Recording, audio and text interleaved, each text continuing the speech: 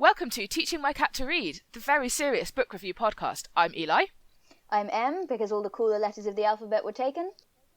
And I'm Lottie. And this week we are discussing Everything About Anansi Boys by Neil Gaiman. AKA the one with the spiders.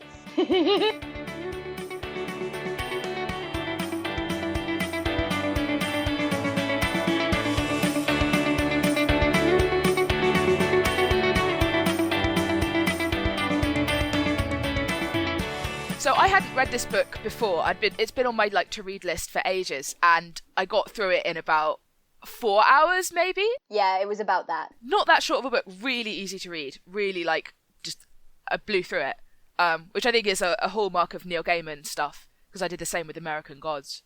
See, that's funny to me because I had genuinely forgotten that Neil Gaiman was good at words. He's so good at words. I forgot. I genuinely forgot. I picked it up and I was like, shit, Neil man. Words. Good. How did I forget that? There's this one passage where he's describing it's basically a coming of age story for this character, Fat Charlie, whose dad is Anansi of, specifically Caribbean, West Indies historical tradition, right? Trickster god. Yeah. He's the archetypal trickster god. And so it's focusing on his son, Fat Charlie. And there's this one bit where Fat Charlie is sitting in his office at work in London. It's grey and it's drab and it's miserable. And Neil Gaiman is describing how he's sort of dreaming of being on an island and wondering if he was on the island, would he still be thinking about his job?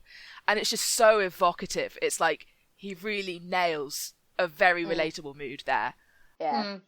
I mean, the bit that got me was, so I pick it up, I start reading. It's talking about, spoiler alert, can I do spoilers? Anansi dies at the beginning. Okay, that's it. That's your spoiler. It's on the first couple of pages. Don't at me. I think we kind of have to spoil. Well, we have to spoil some things. We have to spoil some things. Otherwise, it's no fun for us, and that's the main point of this podcast. But yeah, exactly. It's a couple of pages in, Anansi's dad it's setting up the scene of Anansi dying, right? And it's and Anansi goes to karaoke. Anansi gets up to sing. The first time he gets up to sing, he sings X, Y, Z.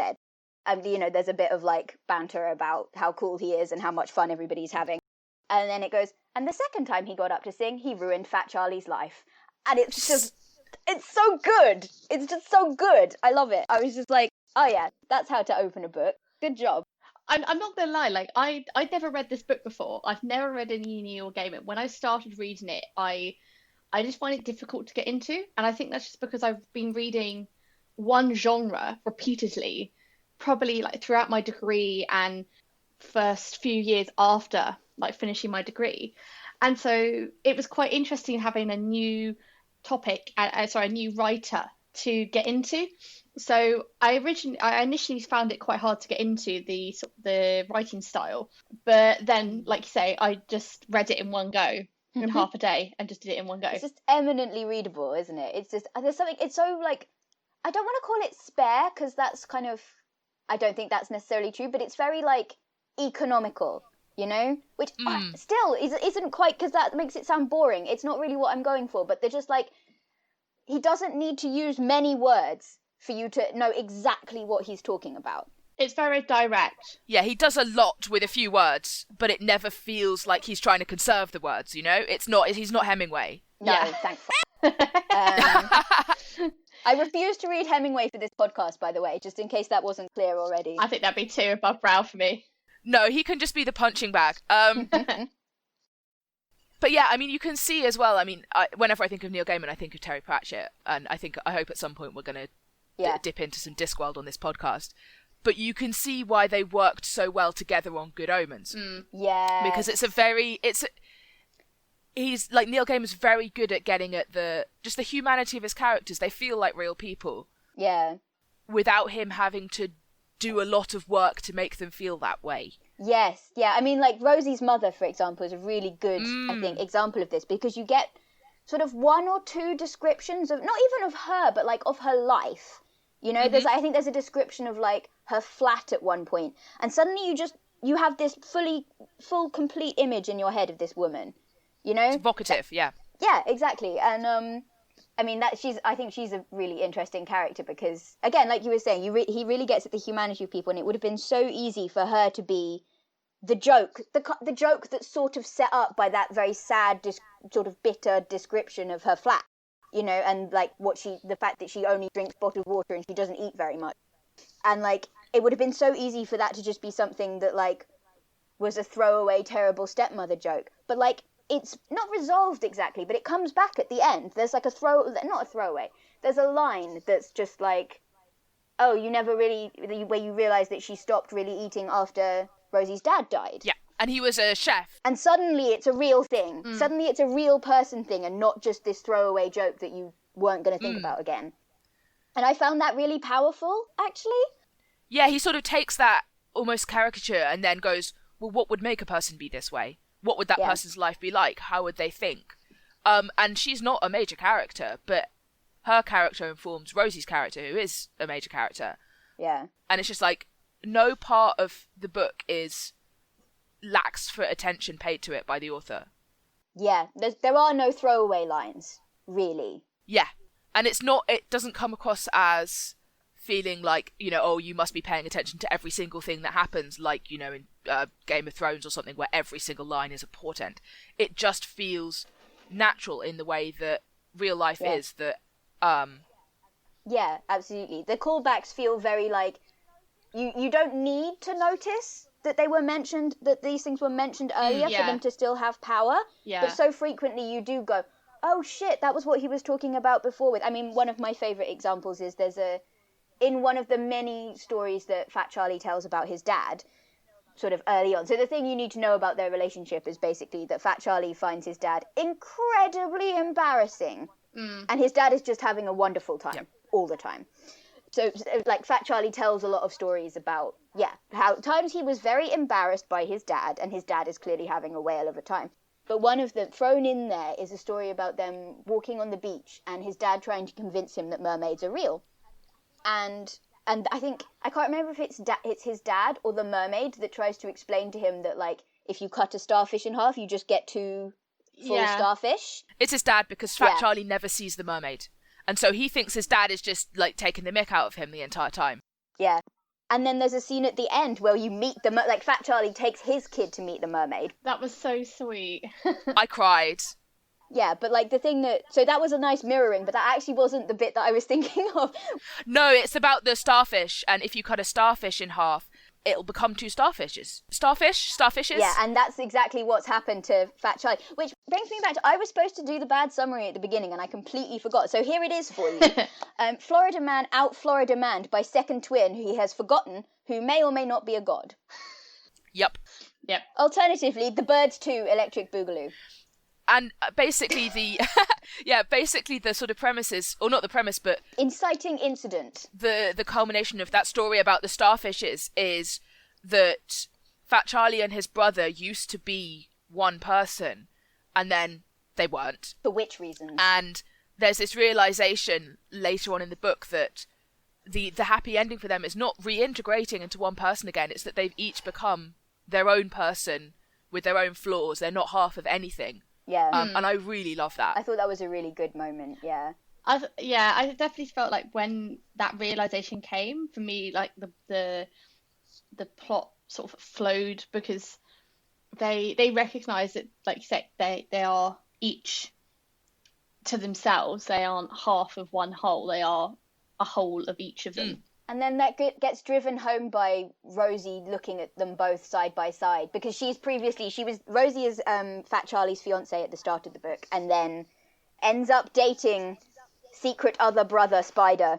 And I don't think she sees them together until right at the end of the book, and then she goes, I don't know how I could have mistaken one of you for the other, actually.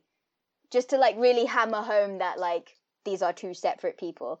That's interesting, because I don't know about you guys, I kind of got the impression that we were all expecting reintegration to be part of the narrative, that the two, once we'd worked out that the two brothers both had been Fat Charlie originally, and then like the naughty bits, the bits that break your neighbour's magical glass lawn ornaments get banished into another realm. And then all the mundane bits stay as Fat Charlie. Yeah. But then by the end of the book, he's found his own magic that isn't Spider's magic. I thought that was so sweet. He had his own magic. I guess where I was going with that was that I felt like that was because we were all expecting a reintegration, and what we got was so much better. And So I was saying, I wasn't expecting them to get back into one person. The only thing I was surprised about was Rosie didn't stay. Well, I mean, there again, Rosie and Fat Charlie's relationship was slightly flawed from the start, in my opinion. Oh yeah. But the fact that she was just like totally okay with this guy pretending to be his brother, and then that's fine. I find that's just a bit problematic, but maybe that's just me. I mean, she wasn't totally okay. She did get very angry. Yeah. Sleeping with her under false pretenses, that bit did squeak me out, but I think that's part of it. I think that's intentional. I don't think the narrative celebrates it. I don't think that's forgiven. I think she gets really angry, and she's angry with Fat Charlie too for not telling her, and she literally goes on a cruise to the other side of the world to get away from it, deal with the fact that she's broken up both of these relationships, and needs some time to process. and then the climax of the book happens there anyway. I do love how it all ties together. Yeah. Well, yeah, and then it's would you like to get kidnapped by your fiance's old boss? Actually, it's yeah, that's something I really also love about this book, and it's the sort of the neatness of the plot. The moment when I realised that every single person that you've been following throughout this book, they all have all of their plans, and some of them are just Rosie trying to get away from London and the life that she's kind of is in a mess there, and some of them are other people you've been following throughout the book, and you realise that they are all going to converge on this tiny Caribbean island at the same time. Such a good moment. Yeah. Oh, I thought that was really well put together. I love the ghost lady when she just comes back and she's like, I'm not ready yet, I've got to go and do some haunting. Oh, I love Maeve Livingston. If we're going to pick a favourite character, I know it's really hard for this novel, but I'm going to plump really strongly for Maeve Livingston because I adore her. Yes. So that's somebody who is, she's basically a sort of a side victim of one of the main villains of this book, and she gets murdered by him. And she just very stubbornly decides, no, I've got business. I'm not going anywhere. I'm gonna make sure that this gets set right. Yeah. And her husband, who's predeceased her by a little bit, is sort of appearing to her, being like, "Come on, you're dead. Give it up." And she's like, "No, I've got things to do. The afterlife can wait. I love you very much, but I've got some things to do." I've got to solve this crime. Specifically, she's got to kick her murderer's ass, which I love. One of the things I really enjoyed about this book was about how many people save themselves. Because, Maeve Livingston is just oh, I refuse to be trapped in the place where I was murdered, actually. I'm going to go kick my murderer's ass. And Rosie's oh, I'm not going to put up with being, kept in a meat locker or whatever by this random dude. I'm going to kick his ass. Yep. I mean, the other thing I was going to say when we were talking about maybe expecting the reintegration and then having that subverted was, I like the fact that so Fat Charlie spends a lot of time in the book sort of wondering if his dad is really dead and occasionally going back to his grave and kind of expecting him to be there to sort it all out or explain it or at least be wow, that's a funny joke, Fat Charlie, and he's not. And by the time you get to the point where Fat Charlie does actually meet his dad and get to have a conversation with him about everything that's happened in the book, his dad's just you're actually handling this okay by yourself. I don't think you really need me. And the most he gets out of that interaction is to be actually, you look very cool in this lime green hat. That's another thing, that hat that I love. I love the hat. Where there's, early in the book, Fat Charlie meets Spider, this sort of magical brother that he has that he never knew he had. And he's noticing that that Spider's wearing leather jackets. He looks very cool. And Fat Charlie sort of reflects on the fact that even if he wore those clothes, even if he himself wore those clothes, he wouldn't look cool. It's something that Spider has that makes him cool in those clothes. Yeah. And sort of at that point, Fat Charlie's self-esteem is in the gutter, and so he's thinking, this is yet another way in which I am inferior to this magical, cool brother. And then at the end of the book, Spider has gone through a lot that sort of humanizes him and makes him be more of a real person. And Fat Charlie is his coming-of-age story. So towards the end, you have this bit where Spider looks at Fat Charlie in this hideous lime green hat that was the trademark of their father, and Fat Charlie is wearing it with style, and Spider's like, yeah, it wouldn't. I couldn't wear that, but it looks really good on you. And it's just this wonderful reversal of what Fat Charlie had thought was cool, and then the person that he grows to be, and finds himself, and has his own, personality. I think it's quite an interesting point. And I think that's something, that kind of perspective flip is so crucial to the book as a whole. It was something that I noticed going throughout all the things. there are moments where the narrative drops into sort of telling you traditional Anansi stories, the sort of Anansi pretends to be dead so he can steal peas from his family and then gets tarred for it, and all those kinds of things. But when they were talking about Anansi, they would say things like, oh, he was a spider and a man at the same time. Mm-hmm. No, there was no shape changing involved. You know, they would be very clear that there was no shape changing involved, that he was a spider and he was a man at the same time. Or, you know, you sort of, he was a spider and then he was a man, but there was no shape changing. It just depends what way you're looking at it. Yeah. Yeah, exactly. And then when you're talking about one of the key things, the key, I guess, narrative mechanisms, kind of, or axioms of the book is that all the stories in the world used to belong to Tiger. And so they were violent. They were, what's that Thomas Hobbes quote? The nasty, brutish, and short. And then Anansi steals the stories, and now all stories are Anansi's. And they're trickster stories, you know, and you get out of them by being cunning, wily, but in some of these stories, Tiger would try and do Anansi things, and he would fail. And it felt to me like it was one of the things it was trying to say was, things happen, and you can either look at them like an Anansi story, or you can look at them as a Tiger story. Like, you could tell an Anansi story about them, or you could tell a Tiger story about them. Just like all the stories where Fat Charlie is getting embarrassed by his dad, or he's just getting embarrassed generally. He starts out telling those stories, and he's like, I was really embarrassed. It was the most awkward thing ever. And as you move through the book, things that would have embarrassed Fat Charlie before become funny stories. Yes. He stops getting embarrassed. He starts going, he's the John Mulaney quote. He's the, you know those days when you're like, this might as well happen? Adult life is already so goddamn weird. He just rolls with it, and his confidence grows. But, yeah, but like, it's entirely a perspective thing, you know? Like, the stories that he tells before about how embarrassed he was by his dad were all things that if he had felt confident and secure, or just looked at them in another way, they would have been funny, and everybody else would have found them funny, and it would have been a good moment instead of a, like, I've ruined everything for everybody, this is just so awkward, I want to melt through the floor and die. The power was always within him, he just hadn't realised it, you know? Yeah, and it was very much about the kind of story he was telling himself in his head about what happened. Was this really embarrassing? Or was it really funny? Did I make it work for me? And, like, by the end, he's basically weaponizing his dad's technique of being loud and funny at the front of the room to, like, save people's lives. And it's just a really, I liked how all of that seemed to hinge on that one thing that they were saying about perspective, and how any story could be a Tiger story or a spider story depending on how you looked at it. Yeah. Which I really, really liked. I think that's probably what confused me when I started reading it, and they're talking about tiger and spider, and I was thinking, is this an abstract concept or is it an actual person? And so for me, I got really confused. See, I was raised on some of those stories in, like, you know, my sort of as Frere Rabbit stories, but that was some of the things that I read as a child, was that kind of story. So I was just like, oh, this is completely natural to me, which is funny because I've got absolutely no link to, you know, the West Indies whatsoever. Yeah, so I'd never heard any of it, and it just confused me. But then when I kind of got further into the story and I saw how they were converging, when they started converging, in my head it made more sense. So I guess, yeah, it's just quite an interesting point, because different authors obviously different styles of writing, and for some people that will click immediately, and for me it didn't click immediately. I had to sort of keep pushing through the book to try and meet that convergence point, at which I then realized, oh my god, it's all connected.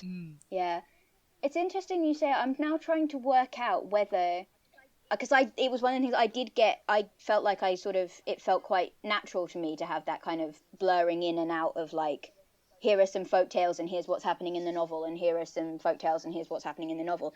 And I'm trying to remember if I'd actually read any Anansi stories before I read Anansi Boys, or if it's a very, like, it's quite a common thing that Neil Gaiman does. Like, a lot of the Sandman comics are very, you know, there's a main story, but it wanders into myths, or telling Little Red Riding Hood in a much creepier fashion, or... It's anchored in something. Yeah. It's sort of...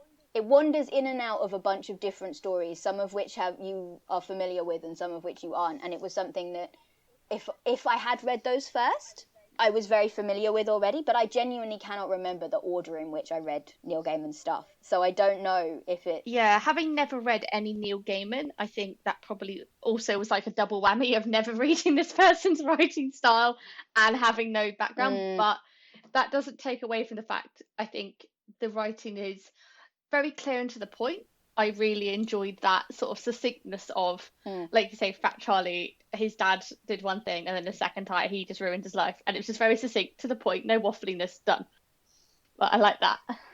But very, very funny in its almost laconicness. It's like comedic timing, but in writing. Exactly. Yes, exactly. You know, I was reading it and I don't think I'd noticed the dedication before, but like, I think there's a bit at the front of the book that's like acknowledging a debt to P.G. Wodehouse. And I'm like, oh, I read it and I was like, yes, this person is a fan of Jeeves and Wooster. Well, given Lossie's just mentioned like not having read any other Neil Gaiman, I was actually going to bring up the parallels in this as a coming-of-age story and also like lots of intersecting plots that all come together at the end as a narrative structure to Good Omens. Oh, interesting. As a coming-of-age story of Adam. And lots of people's different plots all piling up and going wrong, and it all comes to a head in one place at one time. And somebody reconciling another aspect of themselves that they've always had but hadn't quite realised. Yeah. So for Adam, that's his Antichrist nature, and deciding who they want to make of it, who they want to be with it. That's really interesting. That is not a parallel I would have picked up on at all. Well, I think it's a really powerful story. I think it's a powerful like narrative. Yeah, definitely. That obviously it works really well in both books. But yeah, that literally just occurred to me as we were saying, you know, all of these plots all coming together, and I was thinking, yeah, that happens in Good Omens too. And then I was thinking, oh, well, it is a coming-of-age story as well. I think it's just sometimes, I mean, I certainly tend to forget the coming-of-age aspect because I'm so obsessed with Aziraphale and Crowley. Yeah. That I just forget that there's, you know, a teenage Antichrist running around in the middle of that. Well, that's kind of, that's intentional in that book as well, and we shouldn't turn this episode into a Good Omens episode. That's for future. But in that book, the narrative structure is kind of, the point is that people have forgotten about Adam, and that he's overlooked. That's true. It's interesting because, this was not the first Neil Gaiman I had picked up, but I don't remember. It's definitely my favourite. I mean, Stardust is up there, but I think this is definitely my favourite. I have not read Stardust. I saw the movie. Ooh, I mean, the movie's good. I like the movie is an adaptation that I don't have a quibble with, actually. But I've got the Charles Vess illustrated Stardust, which was the first, I think, sort of published version of it. I think you can get it as just a plain novel. But it was a gift from an aunt who's just very good at finding me books that I never would have picked up for myself, but then end up enjoying immensely. And I think Stardust is probably a really good intro to Neil Gaiman, actually, because I think it's one of the more narratively straightforward ones. The other thing I would suggest is Neil Gaiman's retellings of Norse myths. Of Norse myths. I haven't read those. Because I think I have that on my bookshelf, but I haven't read it. But that seems like it would be another thing where you can get to grips with his style whilst also having some familiarity with the source material. Yeah. Because again, I was raised on those kind of myths. I loved them as a child. So I think if I had exposure to either one of his work or knowing more, like say, tales or that kind of those sort of myths and legends, quote unquote, stories, which I don't. I just read high fantasy and reread the same series on loop perpetually. So fair enough. But yeah, I think what I'd like to do is I'd sort of like to step away from it, read some of his other work, and then go back and read it again. And I think I have a much better appreciation for it the second time round. And picking up on all those things would be nice. Yeah, I certainly think it, for me at least, it very much feels like, I don't want to say the culmination of all his previous work, but for me, it felt like it had everything I liked about his earlier stuff without any of the bits that I really strongly disliked about his earlier stuff. So it's like the perfect Neil Gaiman novel for me, because like nobody gets eaten by a giant vagina or whatever. And always good. Yeah, I always forget that happens in American Gods. Oh, yeah. I mean, I think more so than American Gods, this book is kind of a work of metafiction because it's about the power of narrative. Yeah. And, you know, who's telling the story and how are they spinning it. And how does that shape the world around you as you tell that story? And about the stories that you tell to yourself, I think. One of the things I was going to say I really love about Daisy is they talk about everybody having a song that you sing to yourself that tells you who you are, right? Yes. And I think Daisy's is the only one we actually hear any of it of, but it's just like it's got a marching beat and it says like the chorus has words like evildoers beware in it, and I just unironically love that for her. It is a bit where it talks about like she's kind of aware, she's aware of it, and she's faintly embarrassed of it. Yeah. But once she embraces it, that's her best moment. It's sort of when you're unapologetic to your true self. Yeah. You sort of shine even more. Yeah. But yeah, I mean, I'm super gay for Daisy, so that's something I had also forgotten, and then I picked up the book, and as soon as she was introduced, I was like, oh yes, you. I remember you. But like, yeah, I love her so much. A badass, and very much like, take charge. I'm gonna fix this. I'm not gonna sit on my butt and wait for something else to happen. I think that's actually a strength of a lot of the characters in it. I know I was talking about this before, but I think, like, yeah, the reason that once you get to Fat Charlie's conversation with his dad, his dad can say, I don't think you really need me. You're handling this okay. Is that even if Fat Charlie has set off a chain of events that almost kills everybody, which he has. Like, he wasn't sitting around. It was still character growth for him, because what we see of him before Spider turns up is very much a person who's just... passive. Everybody hates their job this much, right? I'm just going to sit and put up with it. And, like, everybody's relationship with their fiancé is this unsatisfying. And everybody's, you know, and he was very... I don't want to say passive exactly, but he was content and sitting with a lot of things that weren't great, and he wasn't doing anything about them. And as soon as Spider turns up and starts ruining his life, he's like, you know what? I don't really understand what's going on or what I'm doing, but damn if I'm not going to do something about it. Even if it does immediately make everything worse. Yes. The fact that he just keeps doing stuff, he never stops. It's kind of like he was so okay with the mediocre and just wasn't willing to push himself beyond those limits he already knew, and said, okay, well, this is fine, I'll stay here. And then his brother comes into the picture, and it's such a whirlwind and a force of nature. And the fact that he turns a spare room into like a place in Florida with all the flamingos, it just made me chuckle. It's just these sort of two polar opposites, in the sense of, you know, one's got a very small flat in London, the other's going, oh yes, I've got this magical place in Florida. But because of that, it sort of shows him that he doesn't have to settle for mediocre, that he can push his confidence and push himself to become the best version of himself. But he can do it without having to become Spider. He can do it as himself. Yeah. Which is, I think, the growth in the book for him is learning to take the best parts of himself and grow them instead of trying to be someone else. Yeah, although I think the thing that I really like about that is I feel like as a narrator, like, he's not... I like the fact that he's not actually setting out to improve himself, you know? No, it just happens. He is very much just going, I am reacting to the event that is in front of me. I want Spider gone, and I know who can do it. I'm going to go to the witches. Speaking of, I think the witches, talking about Pratchett again, I think the witches in this book are the most Pratchett-y witches Neil Gaiman has ever written, and I adore them. I love their totems when they're making the sort of, doing the... it was like mixed herbs. Like, I've got some mixed herbs and a little penguin with a little light candle. Yeah. But it is, again, it's that it's very human. You know, these are witches who've got magic, and they're powerful people. But they're also little old ladies who live in the suburbs. Yeah. Also, speaking of that, reminds me of a line that I really liked that I thought was really powerful, was Fat Charlie asking one of the witches after his dad's funeral, you know, you must have known him when he was a little boy. And the witch is just very quiet for a moment. And then she says, with sort of this depth of meaning that you can't possibly, like, comprehend at that point in the novel, he knew me when I was a little girl. Mm-hmm. And you're just like, oh, mind blown. It was just like such a simple line, but it's so powerful. Yeah. Anyway, I forgot where I was going with this, with the whole him going to see the witches thing. Oh, that, like, once Spider turns up, he never sits passively and goes, I'm just going to let things happen.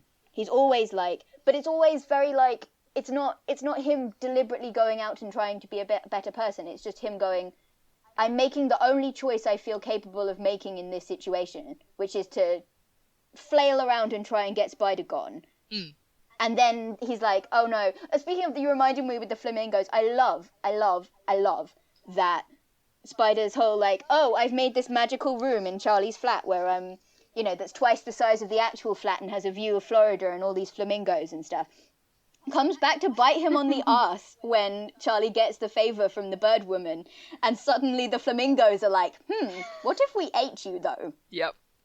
Like that was great. I love that turnaround. He was scared of all the pigeons in London. It's like, where can we go where there are no birds? It's like, well, nowhere. There are birds everywhere. Yeah. I think having read the novella that The Birds, the Hitchcock film, is based on, I think there's a very good heir to Daphne du Maurier's original vision.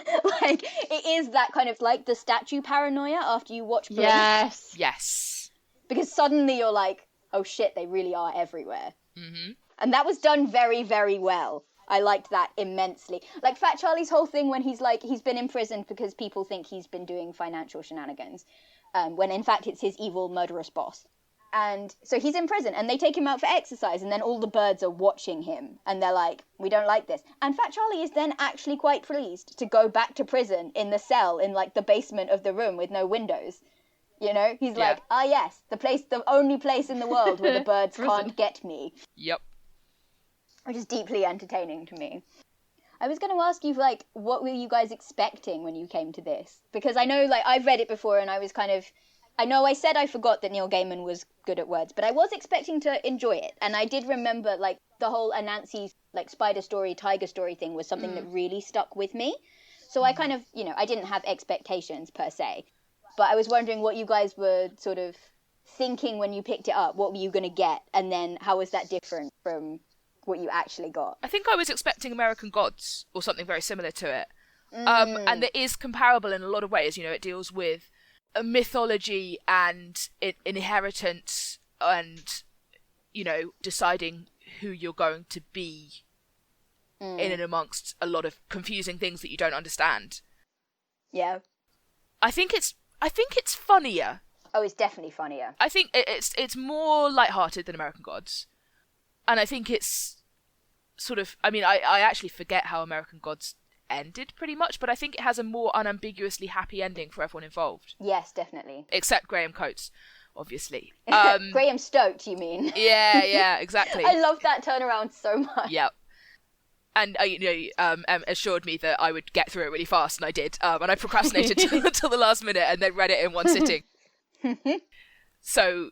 yeah, I think it was pretty much what I was expecting, and I was expecting to be very good, and it is. So yeah. I guess I don't know, because having not read any Neil Gaiman, it's completely clean slate. I guess I was expecting it to be a Douglas Adams-esque in its writing, which I feel they're very different styles of writing. They're similar and yet different. Like, it's similar in the sense of it's very uncomplicated language, but I feel Douglas Adams is very much in one realm of having metaphors that make complete sense and yet also don't.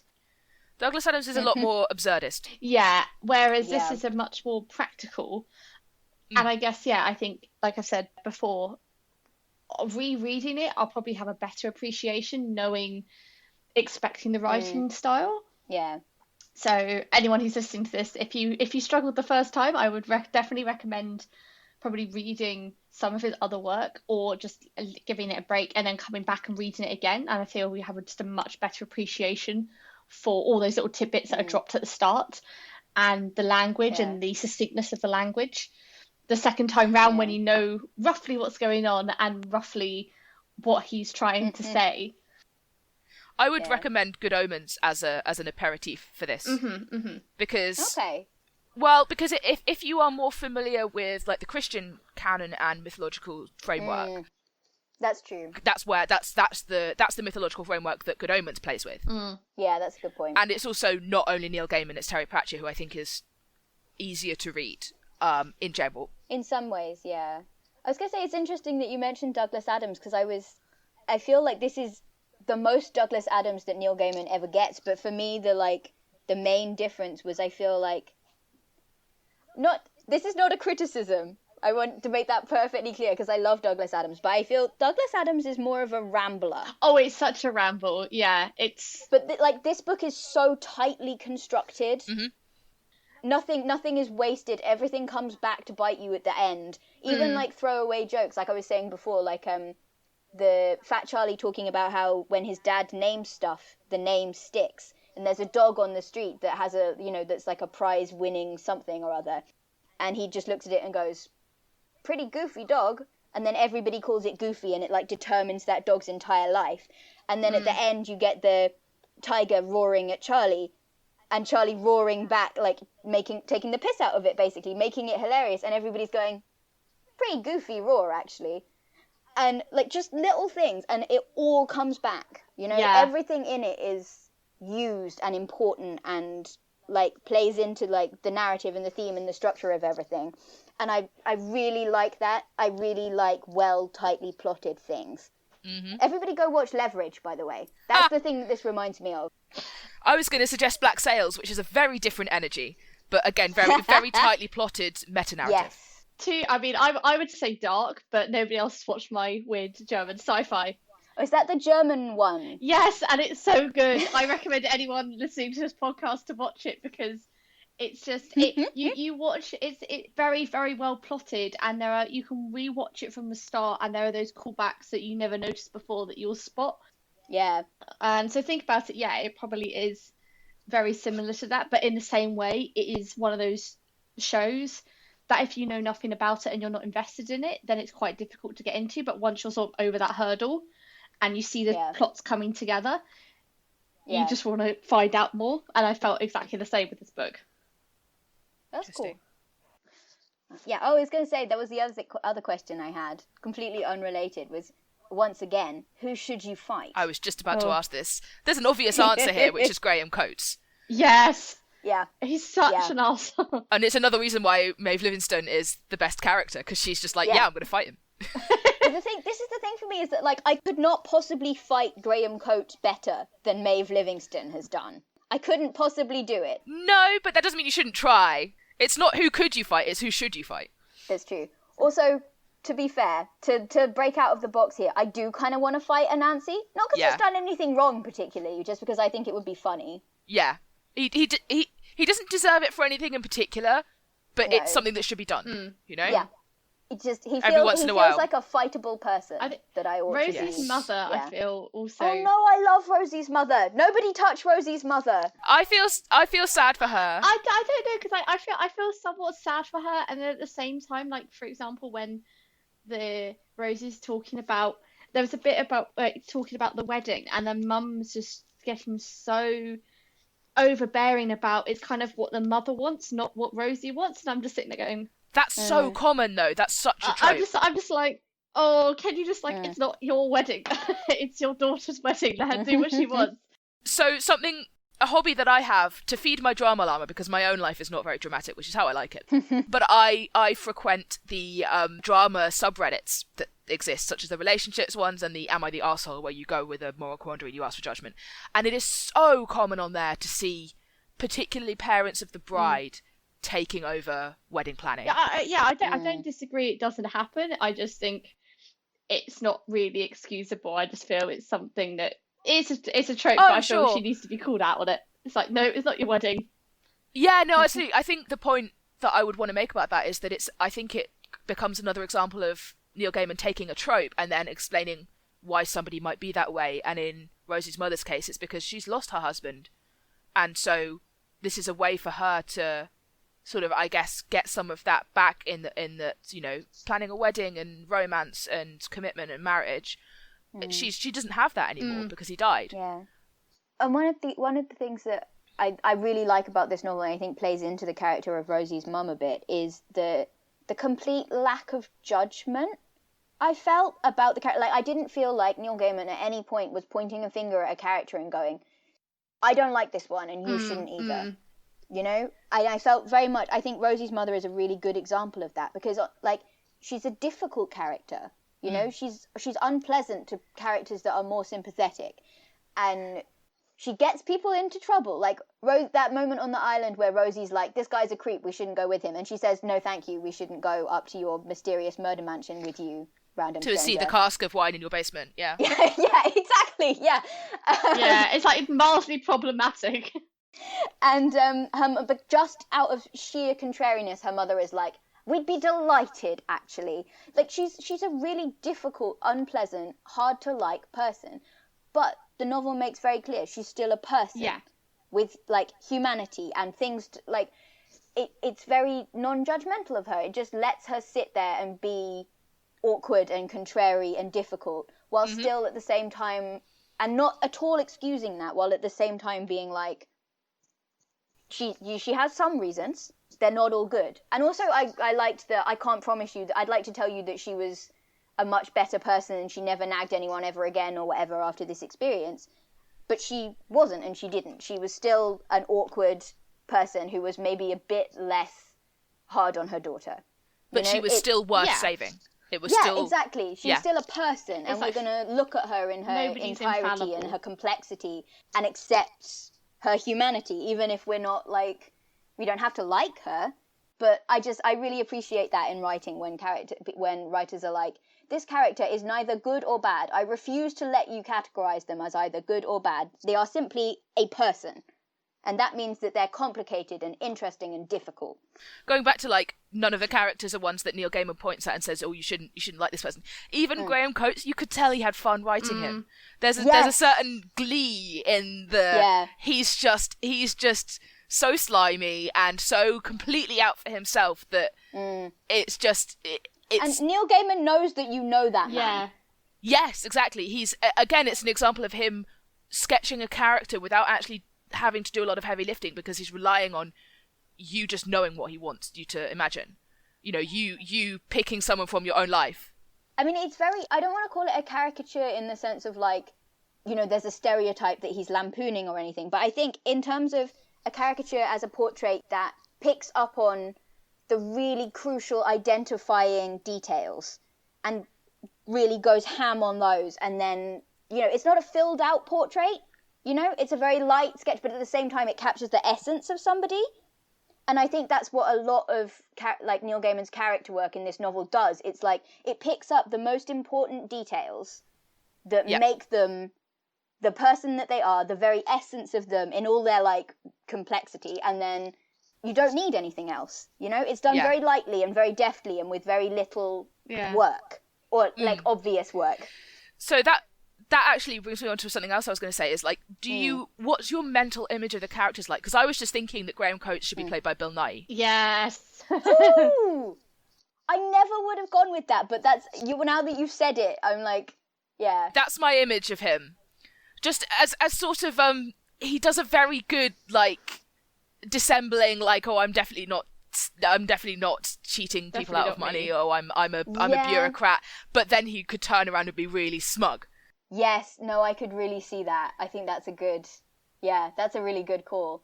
It's something that I kind of struggled with, because it was something that I came back to after having, you know, sort of tried to, in light of recent events, tried to sort of start my education as a clueless white person who needs to learn some shit. But somebody pointed out between my last reading of this and the first that lots of people just see Fat Charlie and his brother as white. It's like, nah, they're definitely from the Caribbean. And that is just so not, like, there is no justification for that in the novel whatsoever. It's absolute bullshit. But people default if you don't tell them. And one of the things I noticed this time around that I really liked was the fact that Neil Gaiman only ever mentions somebody's skin colour when it's a white person. Yes, yeah. I really liked that detail, and it was something I wouldn't have even known to pick up on the first time I read it. But, so yeah, that was nice. It was a learning moment. So yeah, I was thinking about, like, other castings. I'm trying to find out who it is. There's a particular person who I had thought of for Anansi, it's somebody who was in the recent adaptation of his Dark Materials.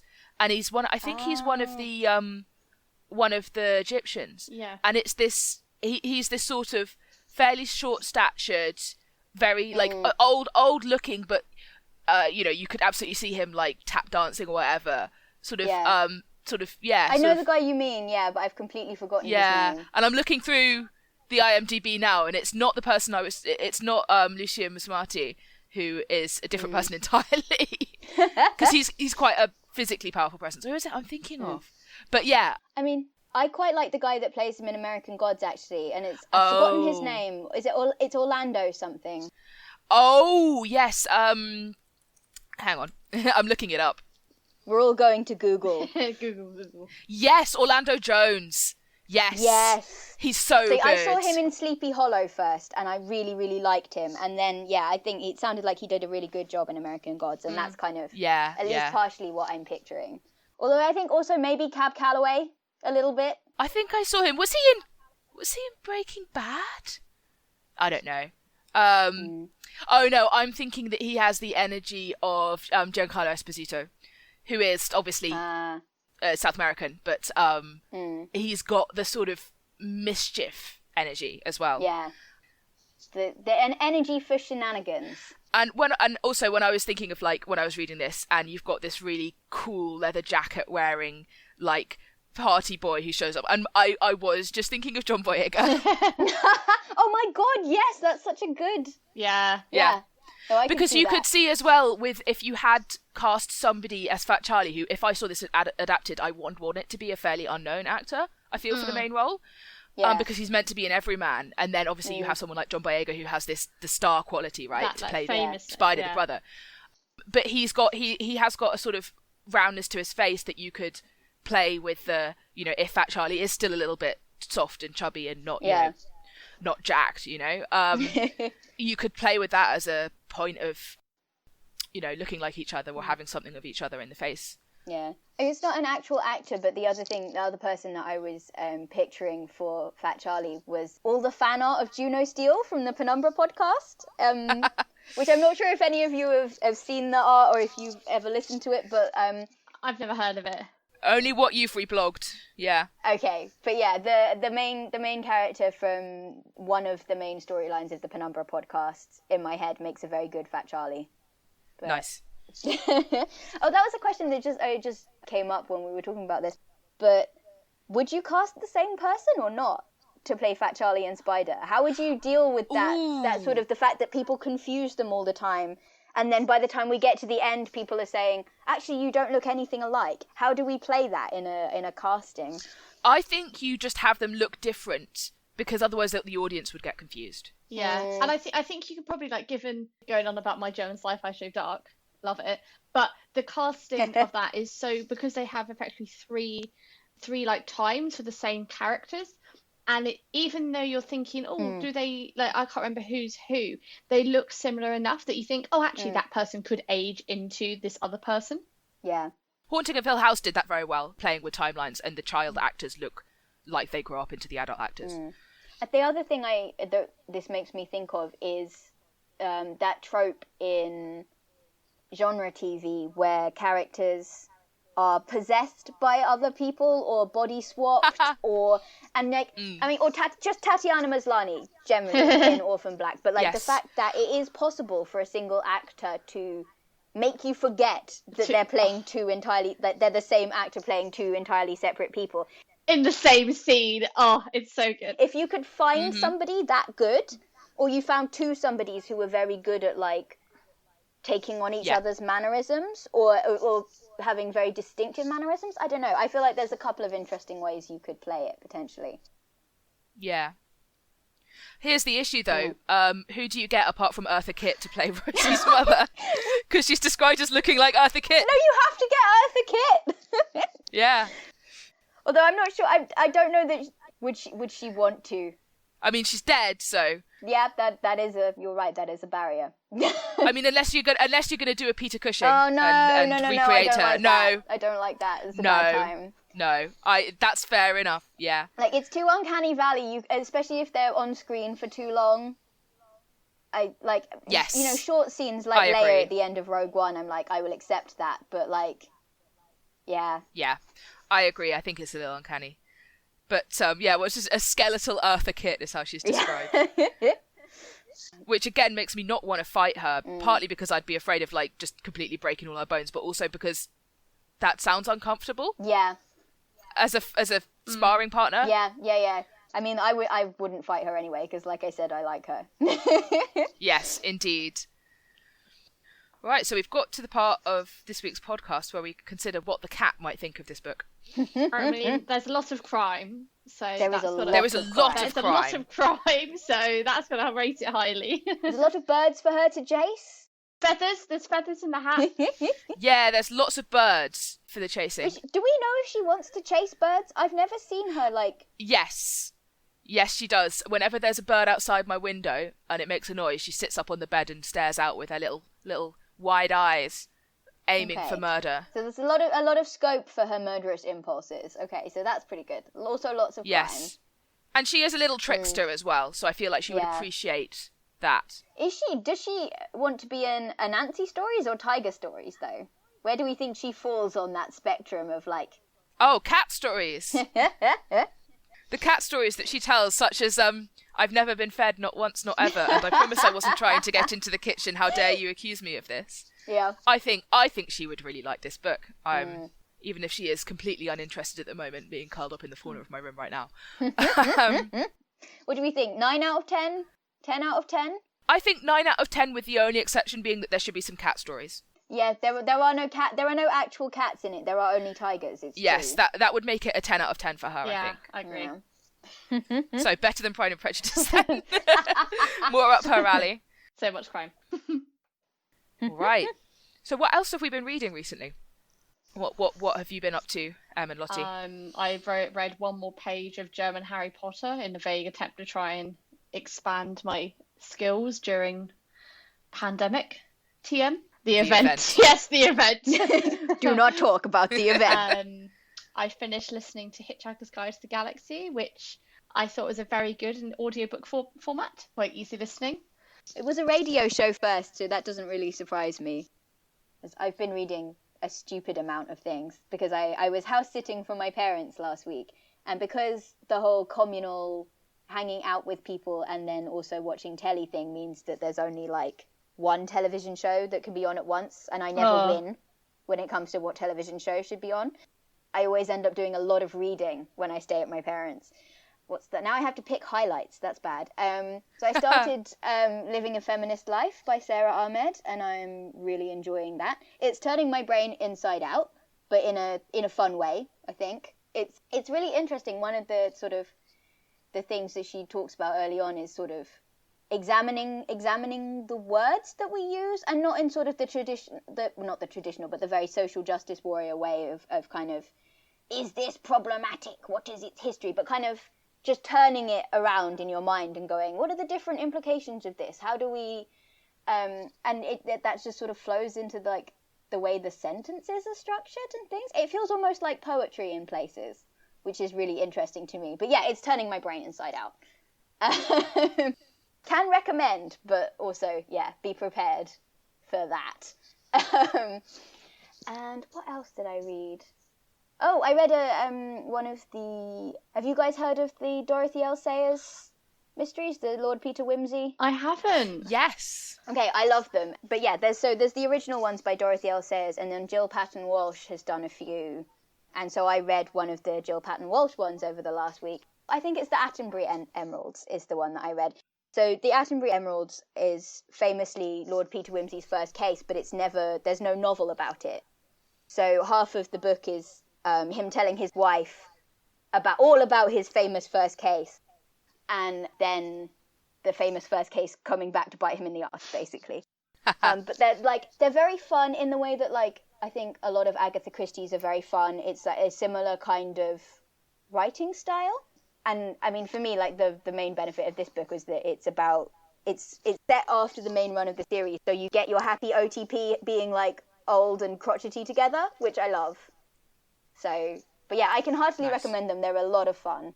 Eli? I am halfway through a 600,000 word fan fiction of Game of Thrones, which aims to pick up where Dance with Dragons left off and finish the series in a narratively satisfying way. And so far, it is incredible. It's called The North Remembers, and it's on Archive of Our Own by Queen of Hades.